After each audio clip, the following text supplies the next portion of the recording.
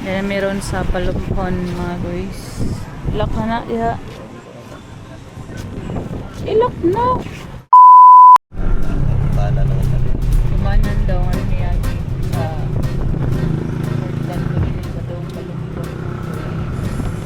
Alright, what's up? Good morning mga guys. So ang amo karong buhat is trip to Palumpon, which is ang route namong giagian kay ang Barangay Corba.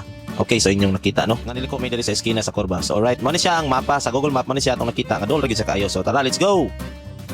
So mana to guys. So abanti na mi padong Palumpon Leyte guys. So actually nindot ra ang ilang kagianan, concrete ra. So nalay mga parts sa unahan nga wala pa masiminto, na mga crater pero gamay ra.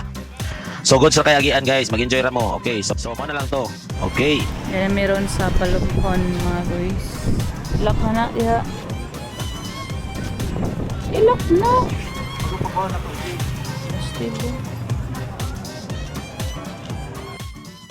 Okay, so mo ni guys, dinhi nag-start ang amuang laroy-laroy sa Palumpon Leyte.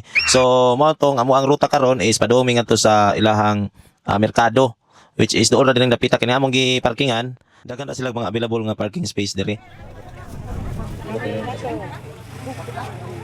Pila ina ni? 100. Kaya na dapat sa atin na lupot. Shout out ng atin.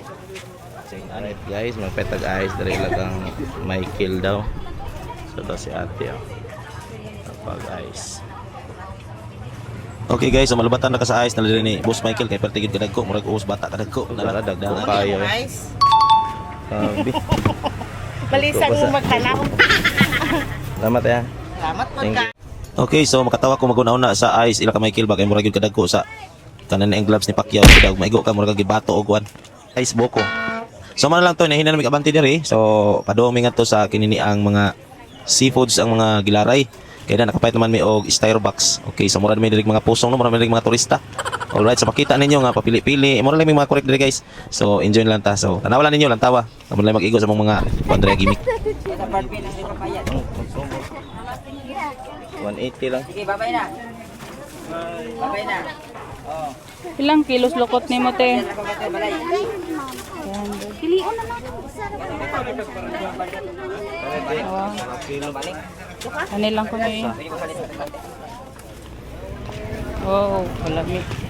Og diring dapita nakaingyon akong asawa nga wow kalami kay lami magyud kayo ilang litson din dapita sa Palumpon.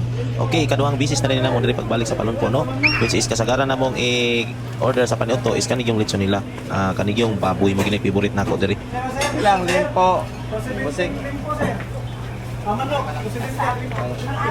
Nay kakan ano? So kaning panahon na wala gyud sila bakante nga kananan, pero nara sila puso baligya o kaning sudan nga liempo, manok o sino pang bangus. Ayo katong kuan lang. Limpo ba?